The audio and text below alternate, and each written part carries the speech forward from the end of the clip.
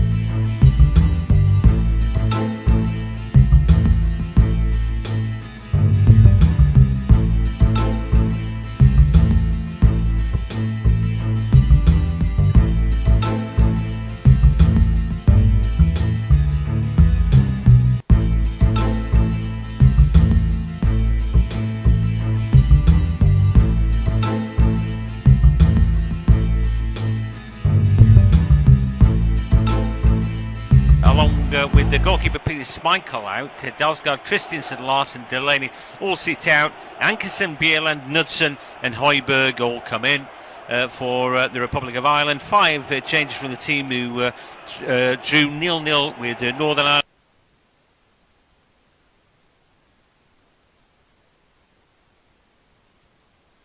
Game between Germany and Netherlands at 7:45. Joachim Löw makes 3 changes to the team that beat Russia 3-0. Toni Kroos, Mats Hummels come back in, as does Nico Schulz. It's Ginter, Havertz and Hector that drop out.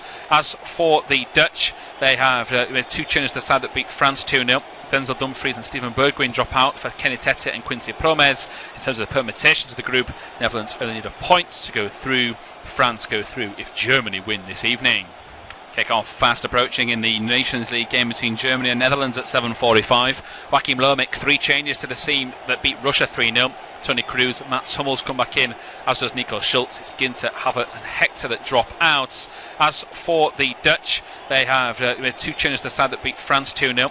Denzel Dumfries and Steven Bergwijn drop out for Kenny Tete and Quincy Promes. In terms of the permutations of the group, Netherlands only need a point to go through. France go through if Germany win this evening. Kick-off fast approaching in the Nations League game between Germany and Netherlands at 7:45. Joachim Löw makes 3 changes to the team that beat Russia 3-0. Toni Kroos, Mats Hummels come back in, as does Nico Schulz. It's Ginter, Havertz and Hector that drop out. As for the Dutch, they have 2 changes to the side that beat France 2-0. Denzel Dumfries and Steven Bergwijn drop out for Kenny Tete and Quincy Promes. In terms of the permutations of the group, Netherlands only need a point to go through. France go through if Germany win this evening. Kick-off fast approaching in the Nations League game between Germany and Netherlands at 7:45. Joachim Löw makes 3 changes to the team that beat Russia 3-0. Toni Kroos, Mats Hummels come back in, as does Nico Schulz. It's Ginter, Havertz and Hector that drop out. As for the Dutch, they have 2 changes to the side that beat France 2-0. Denzel Dumfries and Steven Bergwijn drop out for Kenny Tete and Quincy Promes. In terms of the permutations of the group, Netherlands only need a point to go through. France go through if Germany win this evening. Kick-off fast approaching in the Nations League game between Germany and Netherlands at 7:45. Joachim Löw makes 3 changes to the team that beat Russia 3-0. Toni Kroos, Mats Hummels come back in, as does Nico Schulz. It's Ginter, Havertz and Hector that drop out. As for the Dutch, they have 2 changes to the side that beat France 2-0. Denzel Dumfries and Steven Bergwijn drop out for Kenny Tete and Quincy Promes. In terms of the permutations of the group, Netherlands only need a point to go through. France go through if Germany win this evening. Kick-off fast approaching in the Nations League game between Germany and Netherlands at 7:45. Joachim Löw makes 3 changes to the team that beat Russia 3-0. Toni Kroos, Mats Hummels come back in, as does Nico Schulz. Come back in, as does Nico Schulz. That drop out. As for the Dutch, they have 2 changes to the side that beat France 2-0. Denzel Dumfries and Steven Bergwijn drop out for Kenny Tete and Quincy Promes. In terms of the permutations of the group, Netherlands only need a point to go through. France go through if Germany win this evening. Kick-off fast approaching in the Nations League game between Germany and Netherlands at 7:45. Joachim Löw makes 3 changes to the team that beat Russia 3-0. Toni Kroos, Mats Hummels come back in, as does Nico Schulz. It's Ginter, Havertz and Hector that drop out. As for the Dutch, they have 2 changes to the side that beat France 2-0. Denzel Dumfries and Steven Bergwijn drop out for Kenny Tete and Quincy Promes. In terms of the permutations of the group, Netherlands only need a point to go through. France go through if Germany win this evening. Kick-off fast approaching in the Nations League game between Germany and Netherlands at 7:45. Joachim Löw makes 3 changes to the team that beat Russia 3-0. Toni Kroos, Mats Hummels come back in, as does Nico Schulz. It's Ginter, Havertz and Hector that drop out. As for the Dutch, they have 2 changes to the side that beat France 2-0. Denzel Dumfries and Steven Bergwijn drop out for Kenny Tete and Quincy Promes. In terms of the permutations of the group, Netherlands only need a point to go through. France go through if Germany win this evening. Kick-off fast approaching in the Nations League game between Germany and Netherlands at 7:45. Joachim Löw makes 3 changes to the team that beat Russia 3-0. Toni Kroos, Mats Hummels come back in, as does Nico Schulz. It's Ginter, Havertz and Hector that drop out. As for the Dutch, they have 2 changes to the side that beat France 2-0. Denzel Dumfries and Steven Bergwijn drop out for Kenny Tete and Quincy Promes. In terms of the permutations of the group, Netherlands only need a point to go through. France go through if Germany win this evening. Kick-off fast approaching in the Nations League game between Germany and Netherlands at 7:45. Joachim Löw makes 3 changes to the team that beat Russia 3-0. Toni Kroos, Mats Hummels come back in, as does Nico Schulz. It's Ginter, Havertz and Hector that drop out.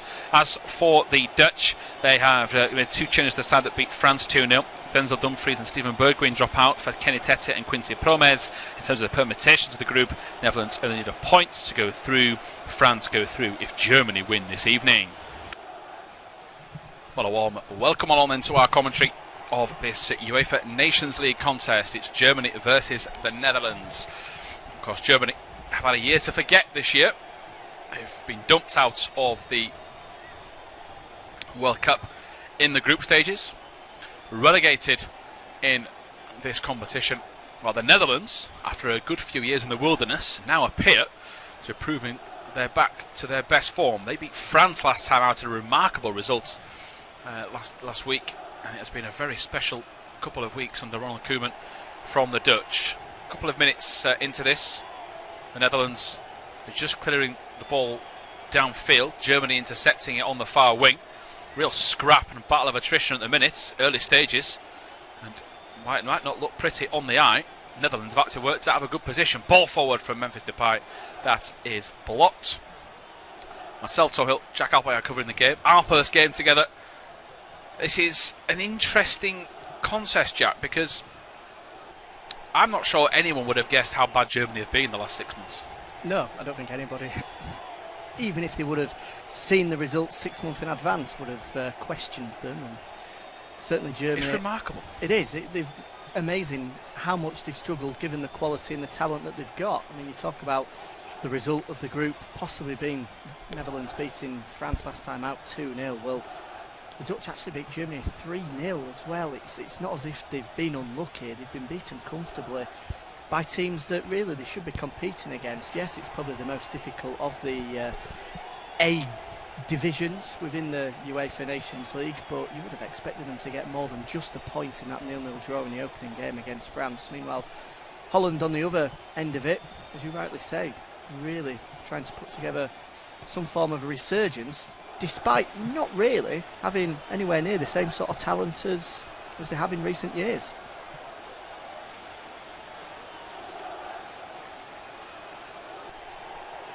Yeah, to be honest, Jack, I can't really disagree, to be honest. I think it's been a massive shock. It's great to see the Netherlands back into some form of form, by the way. As lads of our age growing up, Italy and Netherlands were generally pretty good at tournaments. Of course, that last couple of years have started to peter off, but hopefully the duo can start to come forward with some real form going into the next few tournaments, as now Germany, a couple of minutes of pretty much nothing happening, now come forward with Süle. Running through the two teams very quickly. For Germany, it's Neuer, Rudiger, Hummels and Süle. Schulz, Kroos, Kimmich and Kehrer.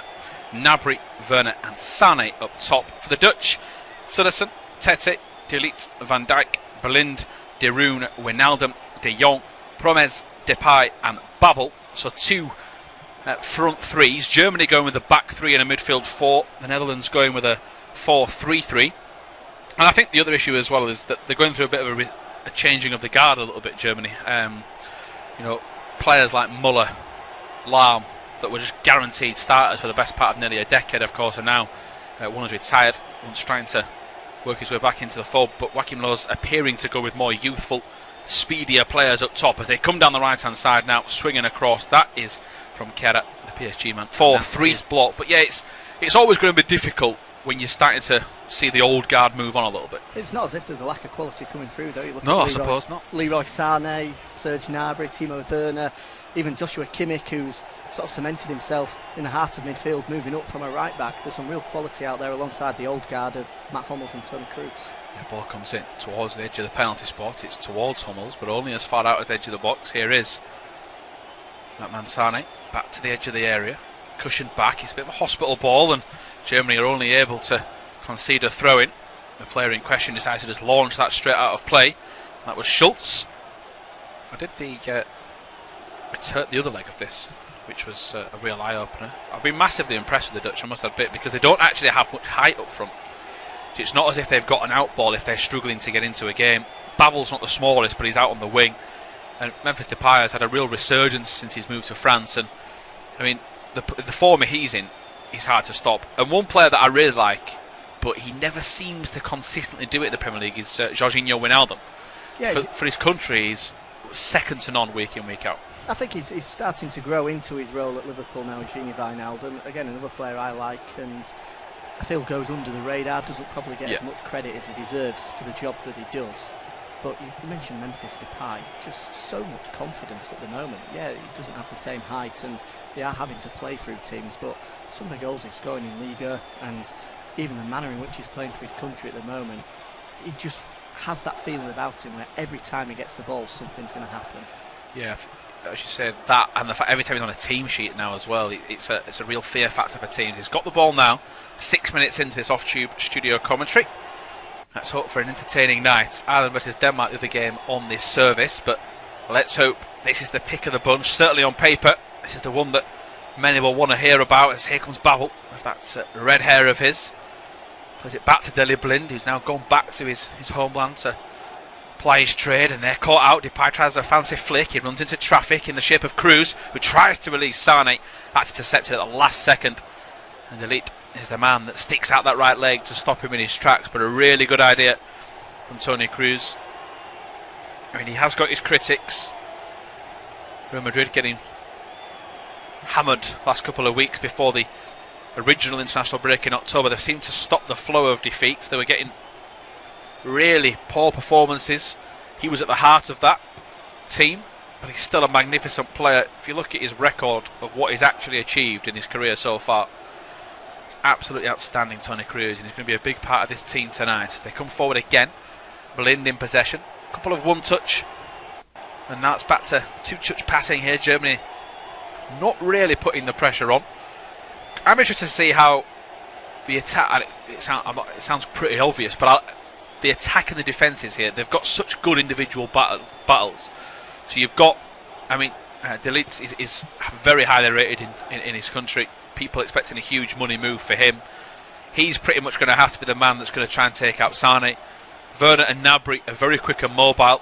They'll be Virgil van Dijk's mission. And then at the other end, you've got Depay against the old-timer in Hummels, who's been around for years. And there's a lot of great individual battles all over the pitch tonight. Yeah, I think one that stands out for me is Frenkie de Jong of Ajax, only 21, another man alongside Matthijs de Ligt, who, playing for Ajax, young age, has been touted as possibly moving in the summer to one of Europe's big clubs, up against Toni Kroos. It'll be interesting to see how he sort of gets on against Kroos in that battle. Kroos, at the other end of his career compared to de Jong, but two real talents, and the midfield's going to be key.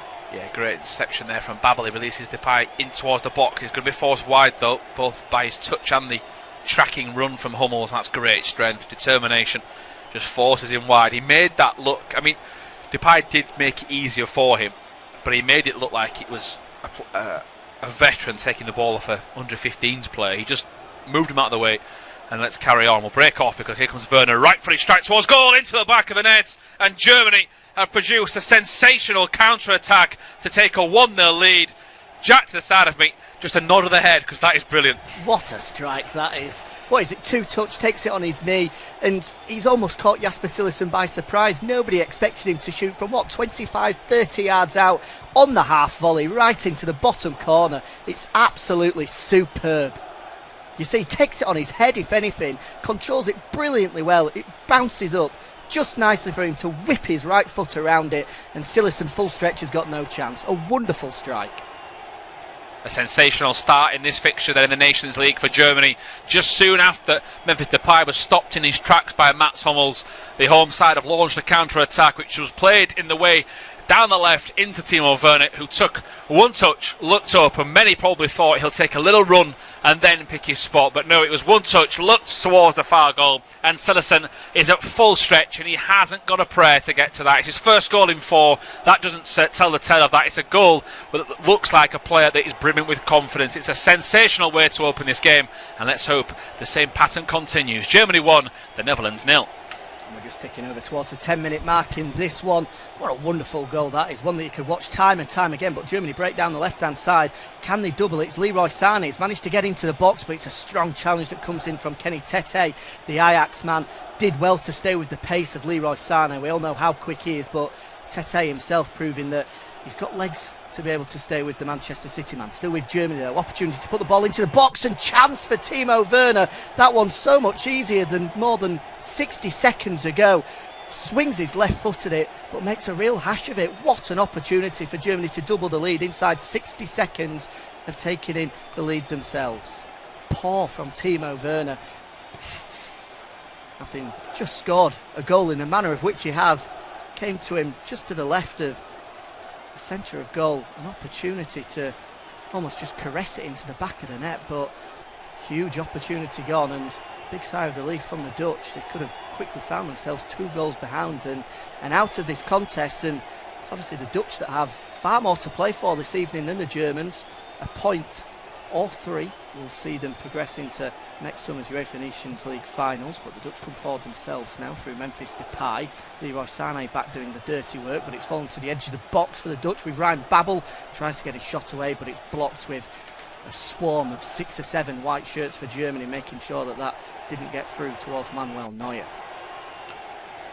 I always laugh at stuff like that, where a player scores an absolute world-class strike and then a minute later misses an absolute sitter.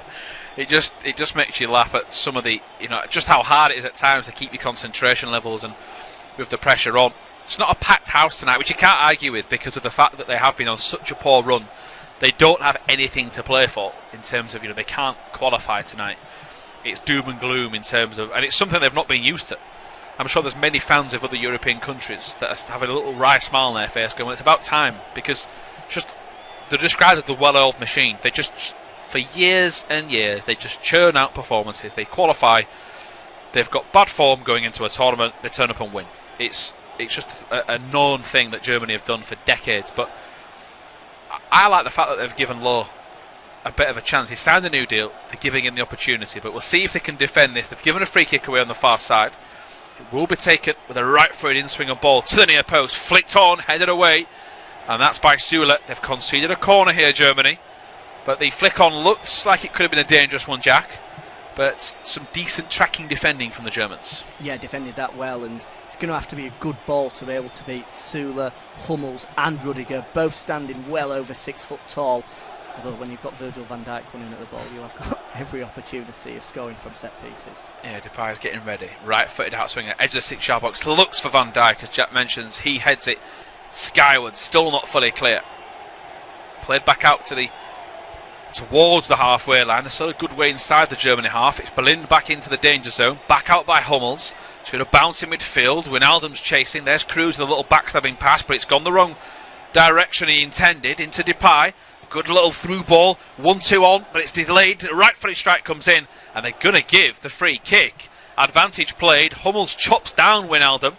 Certainly looks like Jorginho Wijnaldum.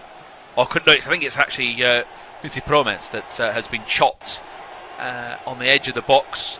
Good play. There's not much in it with the original contact, but it's the fact that he can't go for the 1-2, I think, Jack. Yeah, he's gone to Deckers, Mats Hummels. He's given Promes the opportunity to go down, and this is a brilliant position now for the Dutch to get back onto level terms. So many dead ball specialists, but you'd have to look at Memphis Depay. We spoke a matter of minutes ago about the confidence and the form that he's in. I think he'll fancy himself on this one, right on the edge of the D at the edge of the box. Yeah, 14 minutes in already, so he's starting to warm up this game quite nicely. We've seen a stunning goal. If you just tune in, as Timo Werner, 9 minutes in, has rippled the back of the net, and now the Netherlands have a real chance, as Jack mentions, to pull back level. It would actually suit a left footer in Daley Blind, but I wouldn't let him take it if I was a Dutch player, to be honest. He scored a few free kicks in his time though, as Blind. Could I be proved wrong? Don't mind a commentator's curse if it goes in. Let's have a thrilling game. It could be a real end-to-end clash, this, as Germany try to prove their doubters wrong. Strong wall. It is Depay, right-footed. It's blocked. He goes for a second attempt. It's blocked again. Still not fully cleared. Still in the area. Looping cross to the far post. Hummels gets up. It's out as far as Babel. Blind moves out of the way. It's De Jong that whips it back. There is Promes at the far post to bring it down under control. Not the best pass into Blind, and he gets caught. Well recovered in the end. It is with Tete, who swings the boot round the ball, looking for the edge of the box. Hutt's clear. We're going to go again. Delete out towards the right hand side. It's going to be still kept in play by the Netherlands. It's good sustained pressure, but Germany have held well. Their defence don't look troubled as they now force the Netherlands back out to the left wing. Still trying to keep possession. De Roon had gone forward. That potentially is a free kick to Germany, and it is. Memphis Depay has been told that the tackle he produced was not the fairest. I was looking at some of the incidents of Hummels. It's that tackle he produced. Well, we credited Hummels, but Depay didn't put up much of a fight. But it's the flick round the corner. I think it's that Gnabry possibly, and just it's a no look. He draws in Van Dijk. Van Dijk doesn't think he's going to play that pass originally. It's a stunning counter-attack. It really is. You might not. You'll go a long way to see a better counter-attack than that. Go a long way to see a better strike in the end. Watch that replay time and time again, and so far they've shown it 4 or 5 times, and I think we might see another 4 or 5 before the evening's out. I don't think you care about that. I think you want to see more of it. Try and get you a montage too, just try and see it over and over again. It really is a good goal from Werner, who he's starting to get a reputation. Of course, they've had the well-known names over the years. They've had the Gomez, the Kloses. Of course, the thing about Werner, he doesn't fit the same mould. He's not the 6-foot powerhouse. He's got something else about his game. But what I like about the Germany forwards now, very similar to the Dutch, is I think all three can swap round and cause chaos. And it's getting that modern way now. England have started playing with it. France play it off Giroud, don't they? They have Griezmann and Mbappe. They have players moving in around in different circles, and just that rigid structure at the minute in international football seems to have gone out of the window as Germany concede a throw in here, try to play it down the line. But I think even the Sané snub is sort of the incident that sort of marred the World Cup, isn't it? Because when he dropped him, it was his behaviour wasn't good enough. Hummels came out and said, "Trust me, a lot of these young lads think they've made it." But surely it's hit Leroy Sané to a tournament. It baffled me. He's one of my favourite players to watch week in, week out in the Premier League. Just electric pace. And I don't think there's a better sight in football than seeing someone with pace, with the ability, with the ball at the feet, just to glide past people. He makes it look so easy. And at the end, there's always an end product. I mean, from watching League 1, League 2 football, the issue is they can run past people, but then they haven't a clue what to do once they get into the right areas. The thing with Sané is you always know what the right end product is. Yeah, I think even if he's got an issue with him personally, you've got a full training camp in the World Cup to try and iron it out, and you take him and say, "Listen, if you don't sort yourself out, you will be on the bench and I won't play you." And it's that, if he did have an attitude issue, I understand it. I do like Joachim Löw, and I do like the fact that he's very, very he is so rigid and just he is the boss. But as you said, the lack of pace that you would have. I mean, they're not even a slow team, but he is just unbelievably quick as they're on the other side now with Werner trying to come forward. It confuses me as a whole attitude thing, especially when he plays under Guardiola as well.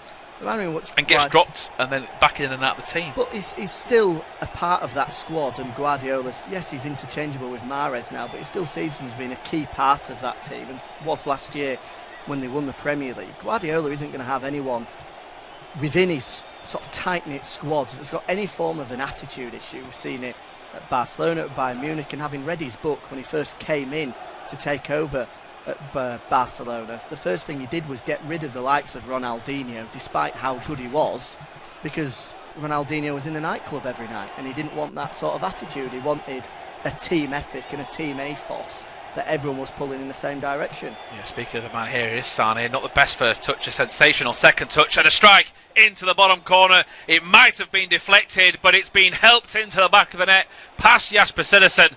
And while Leroy Sané, he might not have had the most glorious of first touches, but he's done incredibly well to jinx his way back through. He made the second and third touch looked easy, and they were anything but, Jack. What a goal. Yeah, another great goal for Germany, and Sané just proving that close control that we were speaking about a matter of moments ago. Kroos the linchpin once again from the centre circle. A lovely ball over the top, right onto the left-hand toe.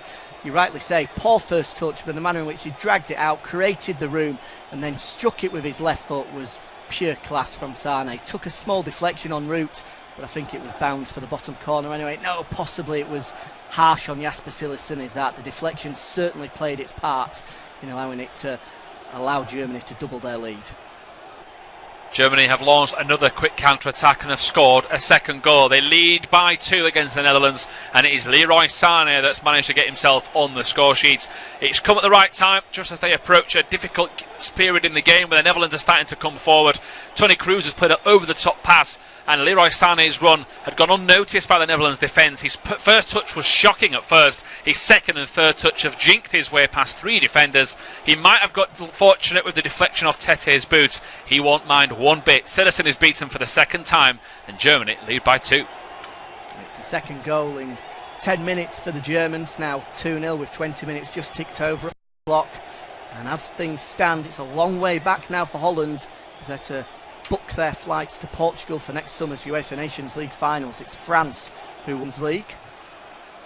Holland certainly not out of it just yet. We've seen goals aplenty throughout this top division. I mean, you look at Switzerland's last night as a prime example. They went 2-0 down and won the game 5-2 in the end. So I'm sure the Dutch players will be well aware of that. And Ronald Koeman, if things stay as they are at half-time, will be getting into his squad. But the Dutch just keeping hold of the ball along the back 4 at the moment to try and just regain some composure and then battle their way back into it. I actually was busy last night, so I saw the scoreline at 2-0 and then left my phone, and then I picked my phone back up and I thought I'd clicked a different game. I wasn't looking at the flags, and then I looked back and thought, oh, that must be like a loading error. The score's loaded on an app on my phone and the actual flags have not updated. Refreshed it and thought, nah, I'm not having that. But I think we'll quickly get onto this. We've got a bit of a lull in proceedings while Germany just stop Netherlands from attacking their own half. Netherlands are keeping it in their own half and going sideways. I think as much as everyone likes to criticise new ideas and schemes, the VAR was criticised. The Premier League is now desperate for it. The Nations League was launched. People thought, what's the point? I think it's great. I love it. I absolutely love the Nations League, and I'm not having anyone criticising it. I think I'm all for it. Let's go together, and if anyone complains, I'm all in. Yeah. Of all the games I've seen, there's one that's been tedious, but that was probably down to the fact that the England-Croatia game there was nobody in the stands. Oh yeah, but then there's no game that's entertaining when there's nobody there. Exactly, yeah, and every other game in that league has been fantastic. I saw Spain-Croatia 3-2. What a game that was, amongst others as well. It's superb, and the key premise behind it was getting rid of boring, meaningless friendlies. Well, I was just going to put the point out. Job done. Yesterday, I had a day off, and I would, if that had been England-Estonia or England-Liechtenstein or England-Lithuania, anyone. Sunday at 2 o'clock, nobody would have watched it. Yeah, I'd have not. I wouldn't even bothered. I would not have bothered. And I think it's been a really, really good breath of fresh air, just like this game has. I've really enjoyed the first 23 minutes. Hopefully, my coverage will be continued of the same quality, and by that I mean I've had 2 goals in 20 minutes. Let's hope Jack gets the same luck and can bring us a thriller until half-time. Fingers crossed, 2-2 or 4-0 is what we're aiming for then, with Germany pushing forward themselves now. They've got the ball in the centre circle with Joshua Kimmich. The tempo of the first 20 minutes just seems to have died off ever so slightly, but Germany now just increase it, spreading it from right to left. It's a feat of Schultz, left wing back, cut inside towards Sané, but it's just too long for him, and Van Dijk can mop that one up. Now can the Dutch break themselves? No, they can't. It's good work from Kimmich and Kroos, busy in the centre of midfield to nip it away from Gini Wijnaldum. The Germans coming forward once again now, down this left-hand side once more with Nico Schultz, the Hoffenheim man, who's come in, one of 3 changes for the Germans after that 3-0 win against Russia on Thursday. They start to build from the back once again. Thomas Muller, incidentally, on the substitutes bench, could make his 100th cap this evening. I mean, I'm a massive fan of Muller. It's just hard, isn't it? Where does he? Is he a forward or is he a midfielder? He's made a career out of being a very, very awkward footballer. In terms of everyone looks at him and goes, he's not even that good when he first started. And he is. He's a brilliant player. Look at the CV he will have when he's finished.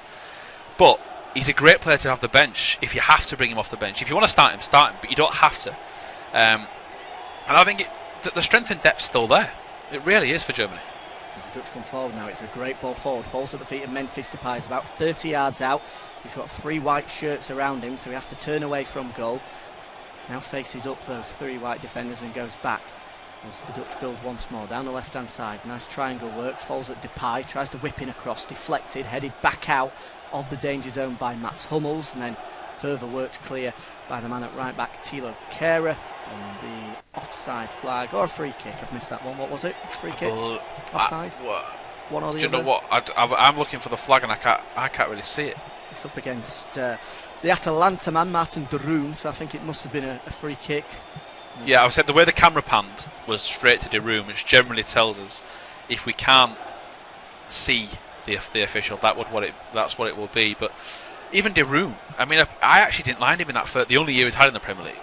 I thought there was something about him that I thought he was playing in a very negative team. That they were set up to not even attack. It was counter at best. And then he's gone back to Italy and started adding a few goals. He's box to box, and his fitness levels are fantastic. There's a real engine about that midfield, isn't there? Wijnaldum is everywhere. For whoever he plays for, he will run until he has to stop. It's just constant. And I've been impressed by the effort they've made so far, despite being 2-0 down. Could be free now as Leroy Sané just tries to dink it into the left-hand channel for Schultz, but it's too much weight on it and it goes out for a goal kick. But you mentioned the Dutch, they almost are a team of exiles to a certain extent. A lot of them have had their big money moves and it hasn't worked out in Depay, Babel, Blind, De Roon.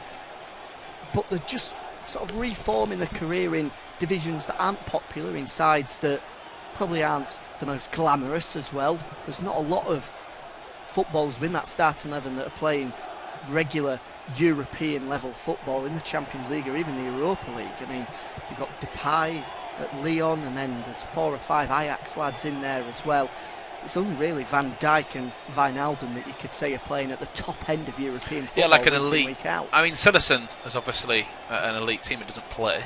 2 appearances. Yeah, in his whole career at Barcelona. Yeah, he's just having it's a great time, isn't it? He lives in Barcelona and gets paid quite a lot of money and probably trains really hard. But yeah, I think what Koeman's done is, I think Koeman's reputation went down a little bit at Everton, didn't it? People quite simply expected him to walk in and just change everything for the better. And you notice with Koeman how he decided to describe it. He went from saying "we" to "Everton need to," and it's like he'd fallen out of love with it.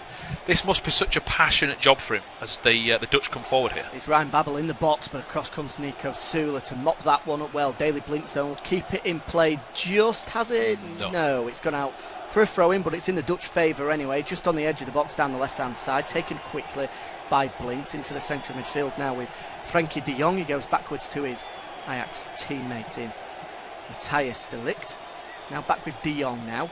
Just on halfway, spreads it out to the right-hand side, and Tete, who's got space in front of him, he just dinks it down that right-hand channel, looking for Quincy Promes, who's into the side tonight. Nice ball from him to De Roon, crossing opportunity. Across comes Joshua Kimmich, Tony Kroos actually, to get a foot in, and it's out for a Dutch corner. Just coming up to the half-an-hour mark, and we see 3 of the German lads, sat on the bench, wrapped up nice and warm. Marco Reus, one of them. Thomas Muller there as well with his beanie hat on.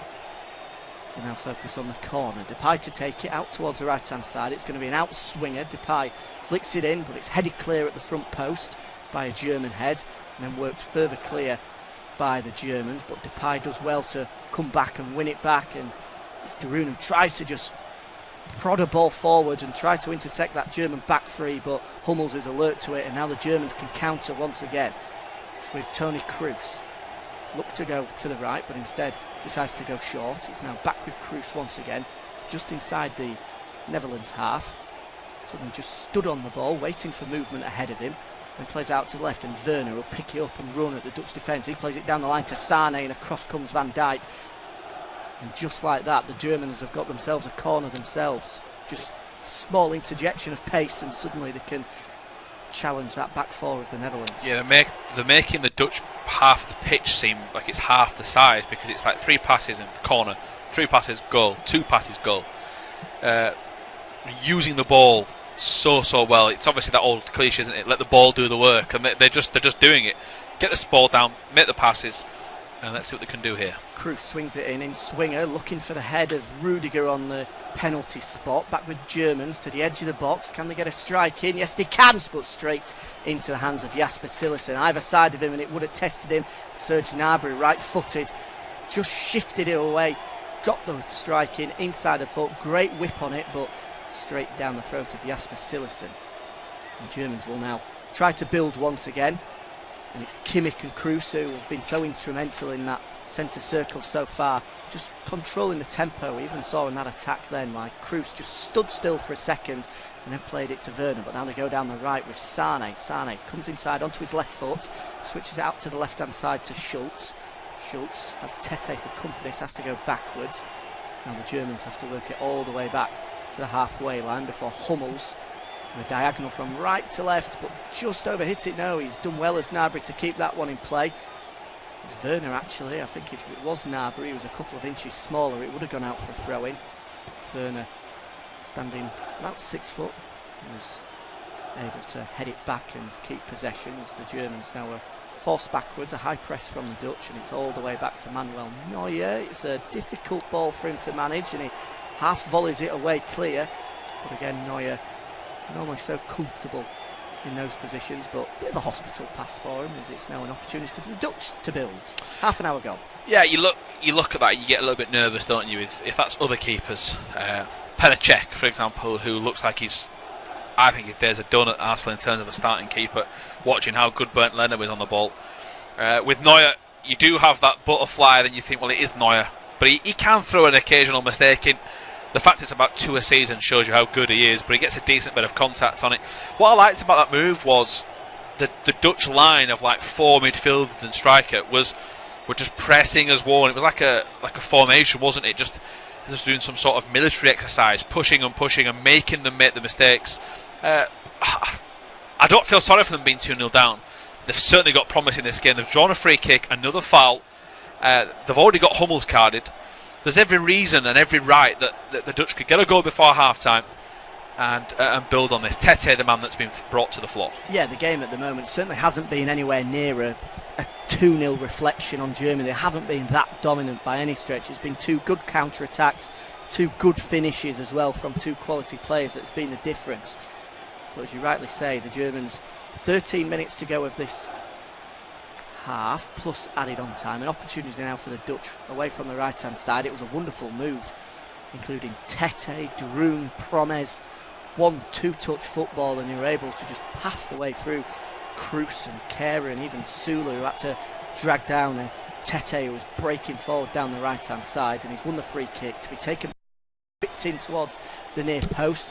Poor ball, really. Is probably for me one of the most frustrating things in football, when a corner or a free kick fails to beat the first man. But they have got a throw in, and they're still in the final third here of Germany are the Dutch. Away to the left hand side with Blint. He hasn't got any options whatsoever, so he has to go backwards all the way to De Ligt, who's inside his own half, and now the Dutch look to come forward down the right hand side. And I think Blint had a look up and was hoping to see Babel, the left winger, to give him a little bit of help there, but there's none whatsoever. And here is Babel. He does well to dance away from one. It's now into the box towards Depay.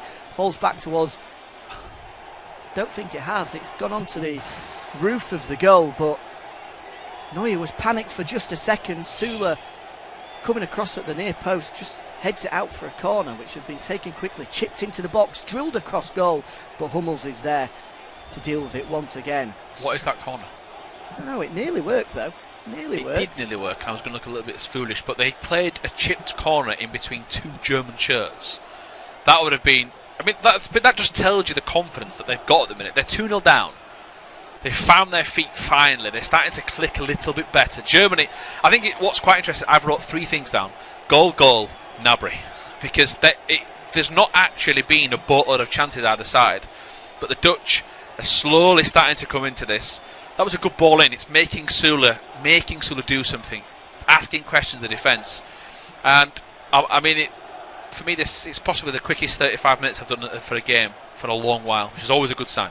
Yeah, it has been enthralling despite not many chances, which sounds silly given the fact that it's 2-0, but it has been an entertaining game to watch. Just tells you the clinical edge of Germany. They've had 3 chances and scored 2.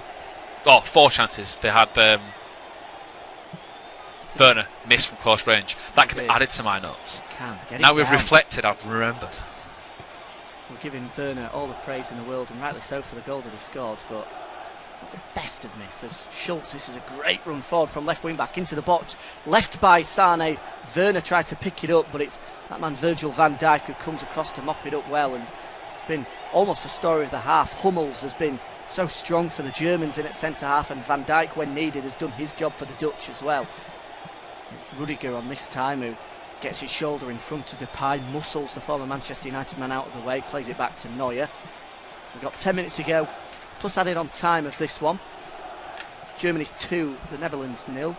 Remember, the Netherlands need a point if they're to get through to the Nations League finals this coming summer, alongside England, Switzerland and Portugal as well.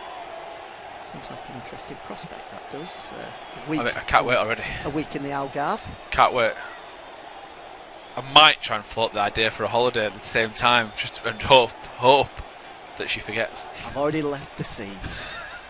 Thought, Algarve around June's normally quite nice. Yeah. We've not picked up on it yet. And hopefully, I think the draw for that one is December the 3rd, but we'll have to see who's going to join them. It could be France as Sane come forward on the edge of the box, gets the strike away. It's still with Germany. Down the right-hand side now with Gnabry into Kimmich. Kimmich, what can he do? Plays it forward into the box. Back heel from Sane. But back comes, I think it's De Roon there from centre midfield who bursts into the box to deal with that one. But again, Germany looking good when they get into the box, moving the ball around with real pace. And it's causing problems for the Dutch. They have a throw-in down the right-hand side, and that's surely a foul on Joshua Kimmich. Sign of frustration possibly from Gini Wijnaldum. It was a left shoulder straight into between the shoulder blades of the number 18 Joshua Kimmich. A definite foul. Gets his foot in there as well, probably leaves a mark on him. Yeah, I think that's a definite sign of frustration from Wijnaldum. Yeah, I mean, he's got a card for it, and you can't argue. He'll try his best to argue, but he can't. He's just got to accept that you can't. There's just no need for that. Kimmich is such a good player. You know, he's crafty, and he might have had a little look to see if he was coming and taking it. I mean, Wijnaldum's still very, very mad, but we'll see how they go at the minute. He can't argue about that at all. He's absolutely cleaned him out as Wijnaldum, so no arguments whatsoever for the yellow card for me, but obviously Wijnaldum always will have a couple of arguments himself. Free kick nonetheless down the right-hand side. It's a crossing opportunity rather than a shooting opportunity for the Germans. It's Toni Kroos who stood over it, the number 8. He's also got Schultz to offer a left-footed option.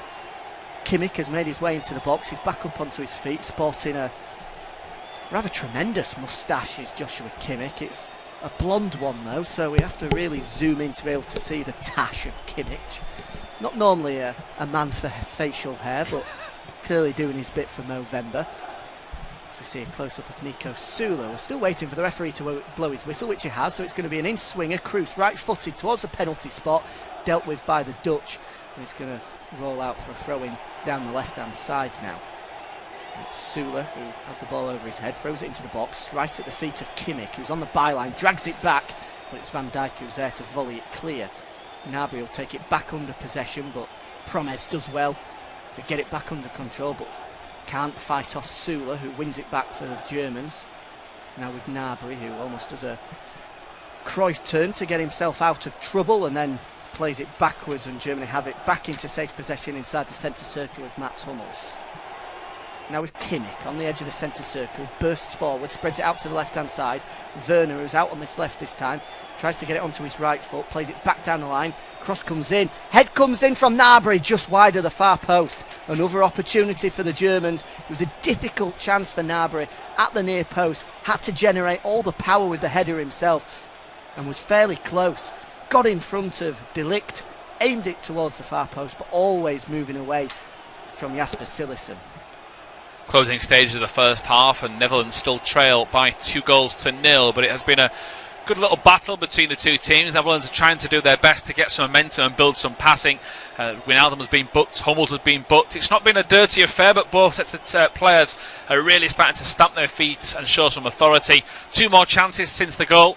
We've had Gnabry shoot straight at Citizen, and the same player had a header wide of the far post. So really good, entertaining first half so far. Possibly get one more goal before the break, but it's still 2-0. 5 minutes to go of this first half, and now it's the Dutch who look to come forward through Ryan Babel, the horrendously haired Ryan Babel. I don't think there's anybody that's a fan of that red mop of his. Certainly not something that I could pull off. And he's lost possession of the ball. Germans hoof it clear to get it out of trouble, back at the feet of Matthias de Ligt. And the game certainly has nowhere near the same tempo and the same urgency as we saw in the opening 20 minutes. It almost feels like it's just ever so slightly teetering out towards the half-time whistle. Can we find a third goal of this game, which I think is going to be crucial as well? At 3-0, surely it's game over and it'll be France making their way through to the finals and top this group. But at 2-1, the Dutch are right back in it, and you have to argue the Dutch certainly deserve a goal, despite not really carving out any opportunities of note. He certainly played the part in this half so far. This could be the one. Promes with a nice little touch over the head of Rudiger, but just can't cushion it as well as would have liked, and it's rolled out for a goal kick. What I'd like, obviously as a neutral here, to see a goal anyway from the Dutch, but I want to see a goal to see how Germany reacts, because this is, yes, they beat Russia 3-0 last time, but this is a proper game that means something, and just to see what the nerves are like, because of course they need to start. This sort of win tonight will can't ease the pressure on Joachim Löw. Not much, because there'll be still some fans wanting him out and a fresh start. But if they can get a routine win, it builds confidence, despite them being relegated and starting to start again. But if they concede and the pressure in the stadium, I'd be very intrigued to see how they handle it. Werner comes in field. He's about 20 yards from goal. Spreads it out to the right-hand side to the right back. Now back at the feet of Leroy Sané, who runs at the box and causes problems for the Dutch. He manages to dance his way around. Chance for Sané, still has it, drags it back towards the penalty spot, and finally the Dutch managed to clear it. But that was brilliant from Sané, proving that when you run at pace at the back four inside the box, they stand off and can't put a foot out with the skill that Sané has. But now it's an opportunity for the Dutch. It's away towards the left-hand touchline with Quincy Promes, but the Germans have hurried back well and got back into a defensive shape. The Germans now showing that bank of 5, with Schultz pressing forward from left wing back as the Dutch have it down their right hand side. But that was brilliant from Sané. I don't know, would you put it down to the brilliance of Sané or poor defending from the Dutch, or possibly a bit of both? It's just good work from Sané, I think, I must admit. I don't want to take that work away from him and I get my words back out. Worrying for the Dutch is that Ryan Babel's gone down and he's prodding the right hamstring. Now, if they were maybe 2-2, he might try and run this off, but he's got club duties to think of. And if it's his hamstring and it's got, if it's a tiny little strain, he might think, well, I'll see what I can do at half time if I can stretch it off. But with a hamstring, with the fact that they're already 2-0 down, and the way that he's gone down and seems to be struggling to move it, I think his day is done. I think you are absolutely right. There's a real grimace on the face of Ryan Babel. He looks like he's in a lot of pain, although he is back onto his feet now. They have brought the stretcher out, but I don't think they're going to need it. At least the St John's ambulance lads, or whatever the German equivalent of that is. Are you aware? No. Not as clued up as I possibly would like to be. On the German equivalent of St John's ambulance. But they've had a run out. They've managed to stretch legs and get the stretcher on, and they've been told in no uncertain terms by Ryan Babel to push back out. And it's always that sort of a worrying one. He's gone down with no one near him, still clutching at the hamstring as he's walking off, not needing any assistance though. But I think you're right, with 60 seconds to go of this first half plus added on time, I think that is going to be it for Ryan Babel, which is a shame for the Besiktas man. Found a real resurgence in form himself, as many of the Dutch players in the Turkish league. Interesting to see who comes back on. There's nobody in an orange shirt ready to come on just yet, so we might actually be wrong. He's stretching it off, he's talking to the medics. I wonder if they're just going to tell him, go back on for 30 seconds, get half time, we can think tactics for rather than rush the change now. Well, if he's done his hamstring, he might as well just not go back on and go straight down the tunnel, but he's been... Oh no, there is the substitution, is it? I believe it is. Yeah, on comes for Holland. Well, we know for a fact that it's off is the number 11 of Ryan Babel. We're just waiting for official confirmation of who the new man is. I think it could well be Bergwijn, possibly. He was the man who lost his place in the side, one of the two changes, and he is a winger himself. In fact, it's a number 20, so we'll get the team sheet up. We're still waiting for the TV pictures to give us official confirmation. 2 minutes of additional time, that's what I do know for a fact. That's what we're into at the moment. We're into 20 seconds of that. My fear that it was teetering towards half-time certainly has come true. Not being able to offer anywhere near the same excitement of the opening quarter of the game. Remains 2-0 to Germany. And Germans have the ball just on the edge of their own box. Hummels has no one near him, quite happy to just stand and wait, and then goes long, right-footed, strikes it forward towards Gnabry, headed clear by Van Dijk, only at the feet of Leroy Sané. It's Dilrosun who's come on. We'll get through this because it's Gnabry in the box, tries to just dink it through the feet of Daley Blind, but Blind does well to keep his legs close, stop the nutmeg, and then put it out of touch and out of danger. 60 seconds to go for this additional time, and it's at the feet of Nico Süle inside his own half. Back towards Matt Hummels, a sideways pass, who's at the edge of the box, and at the edge of the centre circle, sorry, having had a slight canter forward. And this definitely is just making its way towards half-time now. As the Germans just control possession, as we've seen them do so well, just injecting some pace into it, and they're up to the edge of the box. It's with Gnabry, now Schultz. Is this going to be a last opportunity? Can Schultz get a ball into the box? He puts it low at the feet of Werner, but it's good defensive work by the Dutch to swarm around Werner and not allow him to get the shot away. Got no more than a couple of seconds remaining of this first half, but the Dutch are trying to move forward themselves at pace now, down the right-hand side with Quincy Promes. There's a good challenge from Antonio Rudiger. The Chelsea man slides in to put it out of touch, and we played the 2 minutes, waiting for the referee's whistle. Still waiting as well. We might play a little bit longer, actually, given the stoppage in play for Brian Babel to come off. We played exactly 8 seconds more than the 2 minutes. Half-time, and the Germans lead by 2-0. Half-time in Germany, they lead by 2 against the Dutch in this Nations League clash. They were 1-0 up in the 9th minute when Timo Werner burst onto a through ball, took one touch and smashed it home with a volley. An exquisite finish. He should have made it 2 just minutes later, but an easier chance was missed at close range. Leroy Sané did his job for him with a good deflected finish in the 20th minute. Gnabry's gone close twice. Babel's been forced off for the Dutch. There's every chance Koeman's men can still get a goal, but they trail by 2-0.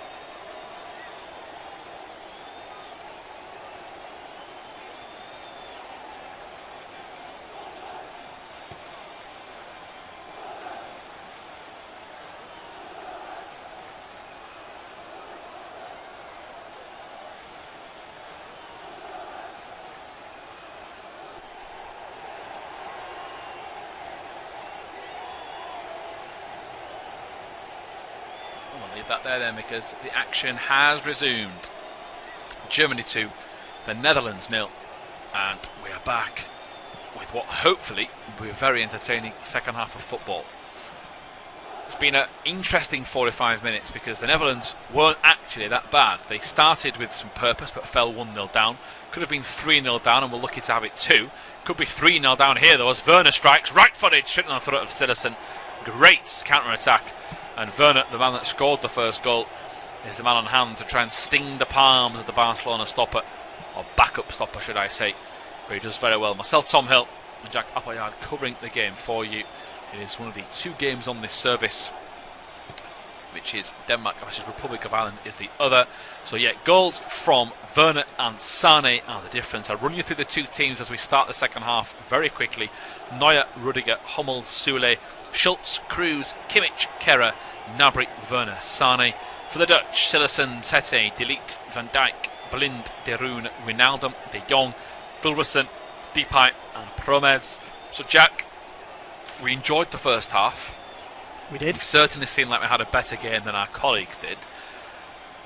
Are we going to get the same sort of level of football, or are Germany going to silence them and just make a very comfortable night for themselves? It all depends who gets the next goal. If we do get a next goal, I think if the Dutch can pull one back, then suddenly it will make a really interesting second half. I think if it goes to 3-0, then that's it.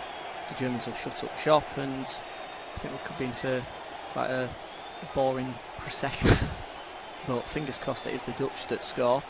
I don't think neither team will be on the back foot, especially given the run that Germany have been on. They know that they need to be as forward thinking as they possibly can be. If they can score 3, 4, 5 against the Dutch, who were going for top of the league, it would make a bit of a statement to prove that things aren't as bad as what they are.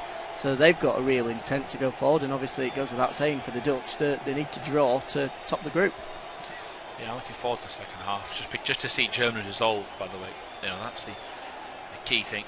But yeah, if you're wondering why the Dutch have got to change, it was Babel that was injured, wasn't it, on the stroke of half time.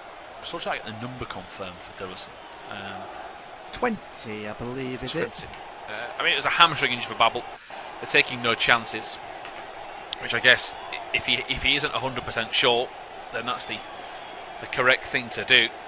As the ball is worked out to the left wing, good flick on by Schultz, and it is inside to Tete. And now they're going to come over half and strike it both as a passer and as a midfielder that likes to go and get a goal. The Dutch have given the ball away again. It's been a shocking start to the second half from their standards.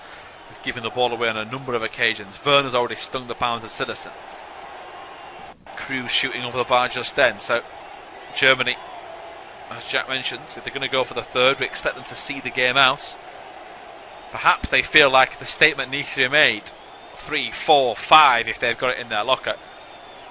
And there's every reason for them to make a big statement, because it's been such a bad year, and the fact that we don't have another international break till March, which, by the way, 6 months ago would have been a celebration. It still is to some people, but it's still been a good competition.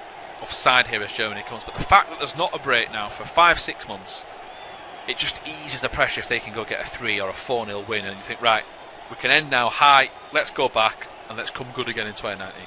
Yeah, they can sort of at least have some sort of a positive to lead on to the new year with. If they're pegged back by the Dutch in the second half, though, it's going to be more misery for the Germans, and you would have to say it gives the German Football Federation a lot to think about over those 5 months before we get to March, whether, despite getting that new contract, whether Joachim Löw is the right man to take this team forward as they go through this, what we believe to be a form of transition.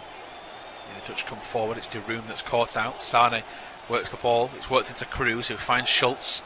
Schultz now down the left, plays it into Werner, who skips past his marker. Germany making plenty of giant strides here, but eventually Sane slows it down again. Probably a crafty move, to be honest, from Leroy Sane. He looks up, the options weren't really there, so he has to go back on himself. That's what there's Rudiger. Go on, Jack. They've been good at that during the first half as well. Kroos and Kimmich, the men that have been probably the best at it so far, the fact that you can slow it down almost to a walking pace and then suddenly 1, 2, 3 passes and they've gone 50 yards and really injected pace and caught the Dutch out. I think Kimmich is one of my favourite players in the Bundesliga at the minute, to be honest. I think he could play for a number of different teams. He's so flexible that he's just a technically gifted footballer, a bit like the man he replaced in Philipp Lahm, that played a number of different positions over his career, and he had such an energy to this team. Was put out of position for a couple of years as he had to force his way into the reckoning with Lahm still in the fold. But here comes Kimmich again, now in his preferred role, that holding midfielder role. He gives it into Cruz. Cruz gives the ball away. Now here is Depay that skins his man. That should be a card, and Toni Kroos takes one for the team, because we mentioned it in the first half, Jack. If there's anybody in this Dutch team that's giving other players nightmares, it's Memphis Depay. Turns him, he's on his way, he's running forward, and he gets a little pull of the shirt. You can see why Kroos panicked early doors. Yeah, they didn't want to allow him to get into his stride then. Socks down from Memphis Depay, a bit of an old school look from him. A fan? No, I don't like it. Don't like the socks down. Just comes off. I mean, you always used to say it as a bit of a brashness in it, a bit of a confidence. He can pull it off. He's very good. He's a very good footballer. But saying that, I prefer it to the over-the-knee socks. I just don't get that. Anyone that's ever played football, that would do my head in. The socks over the knee. But your favourite is, of course, the traditional. Just a traditional match. Folded over just under the kneecap. Keep it simple. But I'm all for the short if we're having to go over the kneecap. We'll break off as here comes Werner into the box. Heavy third touch. He'd latched onto that with such purpose, such passion. Gets into the box. I'm thinking any minute now this cutback's coming. And then he tries one touch too many. That's credit, Jack, to the defending from the Dutch, because he thinks, because the pressure's there, I have to take another touch to go again to get the cross in. He didn't have to, he just didn't realise it. Yeah, good work from the young man De Ligt to be able to stay with Timo Werner, that we know has got real electric pace as the Dutch come forward themselves. Yeah, copying the German book here as they fly forward with a very quick counter-attack. Memphis Depay goes down. He's holding himself in a bit of a frail position. He's staying down. There's not much of a wave of an arm to say he's been fouled, but he has felt the effects of something. He's limping as he gets back to his feet. That's the short socks. If he had longer socks and shin pads on, that wouldn't have happened. That's what I say. Something's happened here in back play. Bit of maybe a stray arm into the field, to the face of Dilrosun, and the referee has given the free kick. Is he feeling guilty at the Depay incident, who limps away? Referee a bit of an earpiece, having to see if he's got anything to work with. But we'd like to get a replay, Jack. The lack of a replay suggests it's not as contentious, but I mean, Depay isn't moaning at him just yet. Maybe the ball was won and he took a kick at the same time. Yeah, on first glance I didn't think it was a penalty at all. It looked like the Germans had managed to win the ball. We've not seen what the free kick is for as it comes in. Yeah, ball to the edge of the 6-yard box, good one, but Neuer punches it just as Van Dijk looked like he was going to get there. Really good goalkeeping, as we expect all the time, really, from Manuel Neuer. On hand, ready to go, as they now come down this left wing. It is with Depay again. And Promes gets a touch or two, tries to dance his way down the left to Depay's position. He switches the play to the right channel now. Good turn of speed, behind Tete. Because I think that was Dilrosun's first real impact in this game. He looks quick, he looks confident, very ambitious with some trickery, some step overs. Does all the fancy stuff and then kicks it straight behind his teammate. We've got an incident with the referee. Maybe something comes loose on his shorts, the wiring or the strap that holds the tape or the spray. That's good to go. As we see the Dutch now intercept the Germans. They're coming down the left. Promes strikes it right footed down the throats of Neuer, and that goes down as a good chance. Certainly is, yeah. Probably the first attempt on goal from the Dutch, really. The first time that Manuel Neuer's had to be tested, and it's a comfortable save for a man of his quality. Didn't have to move left or right. Straight into the breadbasket for Manuel Neuer. But at least the Dutch are growing into this second half. They're having control of the ball quite comfortably inside the German half, and I think Ronald Koeman will be fairly pleased with the opening 10 minutes of this second 45 so far.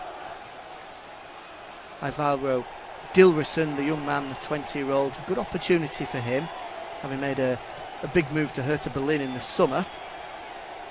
Former Manchester City and Ajax Youth Academy player. So this, one of his first runs in the senior Dutch squad, proving that he's got a little bit of trickery about him. So I'm sure they'll try and get the ball at his feet as often as possible with the Dutch. Yeah, early stages now of this second half, and the Dutch still trail by 2-0. And it could be worse because they've had chances of the Germans as Schultz puts pressure on Cederson. It's been a good start to the game for the second half for Cederson. It's been a great save from Werner, getting down to his left-hand side to palm what was a very powerful strike away from goal. Before at the other end, we've had one real half chance, which was Promes running through on goal. He picked his spot and fired it down the throat of the goal, but on hand was the ever valuable and impressive Manuel Neuer. So Germany still got that 2-goal cushion. We might need more changes from the Dutch to try and change the fortunes for this one as they continue to trail by 2. It's a free kick for the Germans inside the centre circle. Work backwards though towards Antonio Rudiger now with Hummels. Hummels looks up, he's got options forward, nobody running in behind though, but there goes Kimmich from the centre midfield, but he draws a little bit of space to allow Sane to pick it up in a pocket. Has to go backwards though, back to Rudiger as Germans now look to build down the left hand side. Schultz again looks down the left hand channel for Werner, but Tete was there for company, so they have to go backwards all the way towards their own box. And it's a heavy first touch by Joshua Kimmich, but he does well sliding in to get there ahead of Gini Wijnaldum, I think it was, to work it back to Manuel Neuer, but trouble looked to be looming just for a split second, but Kimmich showing a good turn of pace to be able to get there ahead of the Liverpool man and stop the Dutch from picking up the ball in a dangerous area. We've had 10 minutes of this second half, still 2-0 to the Germans. We'll see pictures of Joachim Löw on the bench.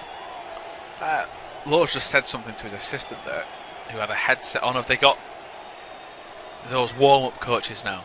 The fitness coaches that then go off with the subs. I wonder if he's maybe said to somebody, get back down the pitch and let's make a change. Just seemed quite interesting that the minute Löw said something, he stopped, got his radio out. They can both see the game from the position they're in. I just wondering who they try to contact. Far more eagle-eyed than me, because I was looking at his scarf and coat and thinking how stylishly dressed he was. Stylish man. He's been a miserable man for the last 6 months, which is rightly so, because he's, again, it's a test of his character. I think many thought he'd be the first player to break off here because the Dutch come forward, tackle from behind from Süle. It's inch perfect according to the official. I think it's Depay, yes it is, it's going to pull the trigger at the last second. The Germans have run the ball out though, but Süle has at least stopped a goal. But yeah, I think everyone thought if anyone was going to transition from international management into club, Joachim Löw, one of the main candidates. But because it's always a risk that because he's done very well at international level, doesn't mean to say that he's going to be a genius at club level, because he has to go from working 2 days a week as an actual, like a scout, watching players, obviously keeping in touch with his squad, to then day in, day out. And perhaps his reputation's dropped a little bit. We have got some numbers up here, but that is for the Dutch. Jorginho Wijnaldum on a card.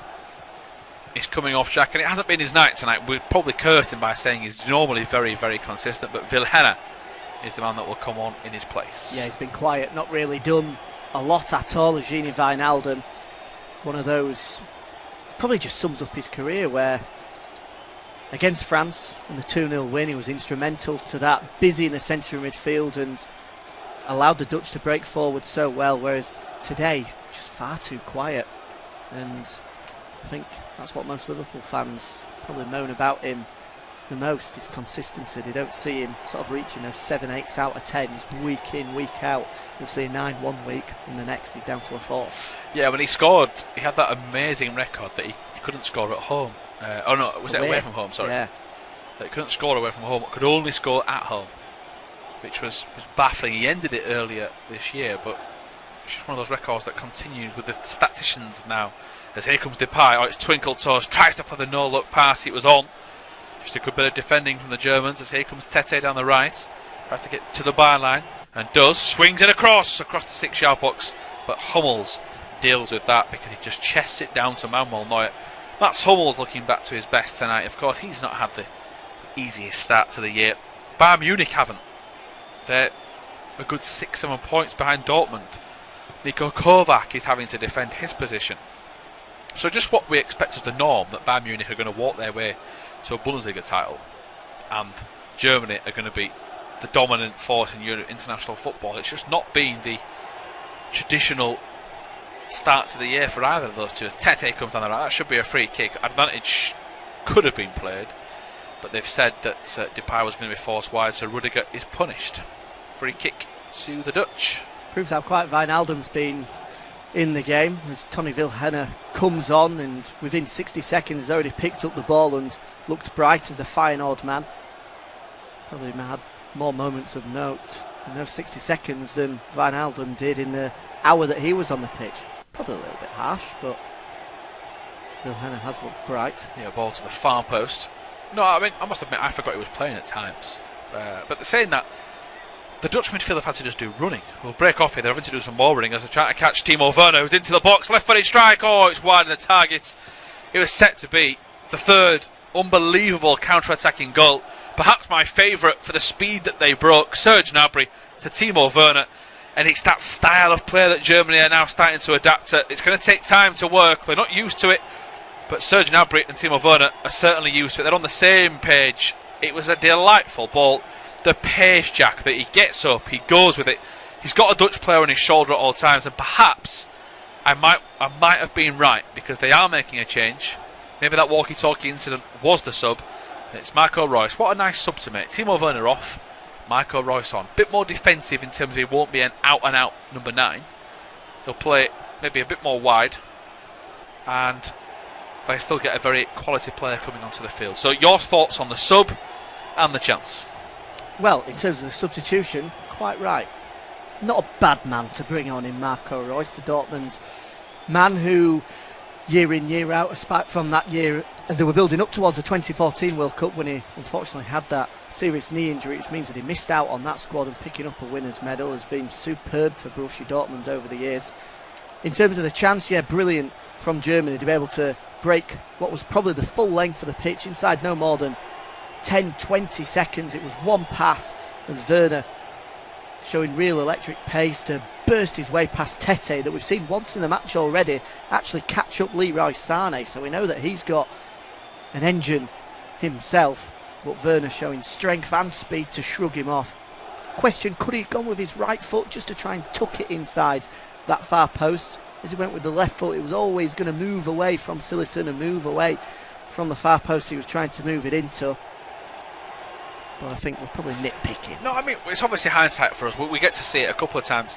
I think I thought he would do I always used to call it the Thierry Henry, where he would cut in on the left and then just open his body up ever so slightly and just, as you say, cut it, whip it to the far corner.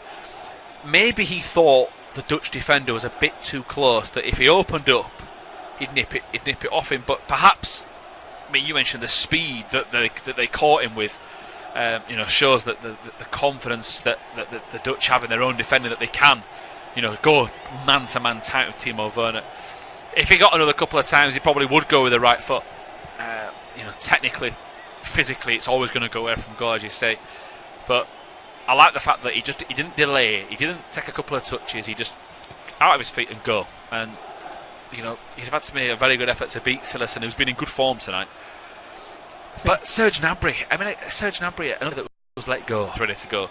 Some big old dogs on that German bench. Certainly am. Talk about big names. Pop the champagne as well. It's a 100th cap for Thomas Muller. I'm sure the journals will give him a rousing reception. Great landmark and achievement to get to. He gets a pat on the chest from his boss, Joachim Löw. The question remains who he's going to replace. It's all smiley faces on the German bench. I think there's going to be a few grimaces on the Dutch one, because he's done, I think. He is. We've just seen the classic universal signal. Yeah, it was just a one-handed one though, so a bit more of a bit more continental flair to it. He's got his bag in his other hand. That might look like a bit of a dance routine if he does it with the bag in the hand, but it's not often you see a player get injured after coming on as a sub. But should have done his warm-up. He seemed like he was just about getting into the game, but Luc de Jong We've got two De Jongs who look like they've both going to play on the same side. Tremendous. One's number 19, one's number 7. So I'm glad I'm giving you the commentary over in a couple of minutes, as Gnabry is the man that Muller will replace. So on he comes, Thomas Muller, wearing 100 caps for your country is not bad going. Remarkable. 100 caps for Germany is, a team of that ilk, that quality. Just suggests the level of player that Thomas Muller is, who just seems happy where he is at the minute. He was murmurings that he wasn't enjoying his football under previous managers, but of course he was back under the fold once they'd got rid of Ancelotti, playing week in, week out. He's a very, very vocal player, it seems, in the camps that he plays for. Likes to give his opinion across, and of course, what better man to ask for experience than the World Cup winner, as Jack says. As here comes Schultz down the left wing, he gets into a good position. Nice little nutmeg pass across the face of goal from Royce. It's blocked. Netherlands get away with it. Depart, and it is. And just like the original one that Cruz gave away, he knows what he's doing. It's Promes running forward, but that flick from Memphis Depay. If Memphis Depay is on it, what a player to have in your team. If we saw the Manchester United Depay, he's sluggish, a little bit overweight, they said as well. I mean, I don't know what his fitness levels were, but he's certainly enjoying himself in France. Yeah, the question is why didn't Man United keep hold of him? He was a young lad, and he was a prodigy, and he didn't sort of tear down any trees, but give him a chance at least, give him a couple of seasons. And it was a transition period, wasn't it, from the change in manager, but I have read reports they do have first dibs on him. Right, okay, so there's in the selling clause they did have the bit of a buyback clause. I mean, he looked like was it Bebe that came with Nani? Yeah. Who he had that aura about him of all tricks, not really much end products. I think that's bad attitude. No, when he was at Manchester United the first few months, Bebe was atrocious. But then he came back after a couple of weeks out of just being dropped from the squad. I think he scored in a Champions League game, and I thought, well, here we go. This is the sort of player that they all reckoned with, and then he just never got a chance after that. I think he got put in that same sort of mould of a Nani that was just a bit of a fancy Dan, that just didn't have that aura about him that perhaps you need in England. You've got to get your head down and go for it. But playing for Lyon as the main talisman in a league which PSG just dominate, I mean, he's pretty much setting his career up wonderfully well, isn't he? Yeah, he's going to get a move from there at some stage, you would imagine. And we've already touched on the fact that despite all the talent and all the skill that he has between both left and right feet, he's not really that much of a presence, and the question remains in the Premier League whether that would suit, especially with the manner in which Manchester United play at the moment. As Germany break down the left-hand side, it's Schultz who manages to dink it into the box, but it's over everybody and dealt with right at the far post by Daley Blind. Will get it clear, but only as far as Joshua Kimmich, who can pick it up once again. Poor touch from Leroy Sané though, and now here come the Dutch. Yeah, by the way, we have gone over the halfway point, so it is Jack's turn to commentate, so I can officially hand over to him now. Thank you very much. And that's a good challenge coming in from the Dutch there. It's just getting a little bit bitty in the centre of midfield at the moment. A few agricultural challenges making their way in. Back under control though. It's the Dutch that have it in the centre circle with Frankie de Jong switching out to the left hand side, and Daley Blind with no option forward, so has to go backwards into his own half, and De Ligt, he moves it sideways to his centre half partner in Virgil van Dijk. The Dutch just trying to build forward. There's the long ball towards Luc de Jong, and I think there's been a slight change of shape. De Jong has gone a little bit more central, but here comes a counter-attack from the Germans up to the edge of the box with Thomas Muller. Dinks it to the far post, just over the head of Leroy Sané. It looked so good for just a second, but just as Sané was turning and trying to get it under control, it just had that little bit too much weight on it, and it's drifted out for a goal kick. But again, proving as the Dutch go forward, trying to get themselves back into it, leaving themselves open at the back. And despite Muller coming on, who doesn't have anywhere near the same pace as Gnabry, who's his replaced in Royce and Leroy Sané, he's still got enough to challenge them on the counter. I mean, Sané a minute or two ago produced a very poor touch, didn't he, to give the ball away, but the player that he is under Guardiola, the amount of service he gets, and he's going to make bad touches on a regular basis over the season.